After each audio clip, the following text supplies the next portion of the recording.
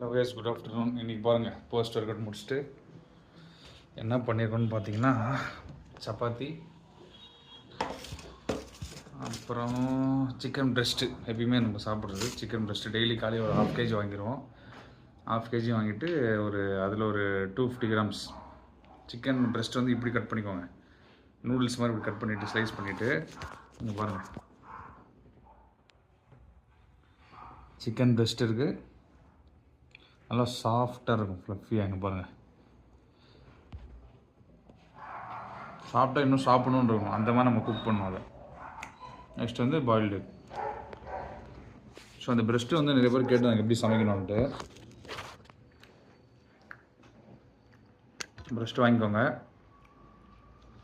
Breast இப்படி cut பண்ணிக்கோங்க. Cut பண்ணிட்டு இப்படி ஸ்லைஸ் பண்ணுங்க, இப்படி போட்டுக்கோங்க. வெட்டிக்காக கட் பண்ணிட்டீங்கன்னா நூடுல்ஸ் மாதிரி ஆகிடும்.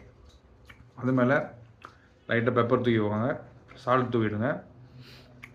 அப்புறம் பூண்டு நல்லா இடித்து வச்சுட்டு மேலே பூண்டு போட்டுக்கோங்க. பூண்டு போட்டு அப்புறமா ஆரிக்கணும். பாருங்க, இது வந்து ஒரு வகையான கீரை. அது மேலே போட்டிங்கன்னா நல்லா ஒரு ஃப்ளேவராக இருக்கும், நல்லாயிருக்கும். ஸோ இது மேலே போட்டுக்கோங்க. போட்டு நல்லா அப்புறமா கோதுமை ஒரு ஸ்பூன் எடுத்துக்கோங்க, மேலே தூவிட்டு அதை நல்லா கையில் நல்லா மசாஜ் மாதிரி பண்ணிக்கோங்க. நல்லா பிரட்டி எடுத்துகிட்டு தோசைக்கல்ல மேலே வச்சு ஒரு மூடி வச்சுருங்க. ஒரு 10 minutes 15 minutes நல்லா பாயில் பண்ணிட்டீங்கன்னா இந்த மாதிரி பூ மாதிரி ஆகிடும். பாருங்கள், உங்களுக்கு சாப்பிட்றதுக்கு வந்து திகட்டாது இது. ஏன்னா பிரெஸ்ட் வந்து உங்களுக்கு வந்து உட் பீஸ் மாதிரி இருக்கும், நல்லா சாப்பிடவே முடியாது. இந்த மாதிரி பண்ணிங்கன்னா நல்லா ஃப்ளஃபியாக இருக்கும். பாருங்கள், குக் பண்ண உடனே சாப்பிட்ருங்க, லேட் பண்ணாதீங்க. See you in the next video.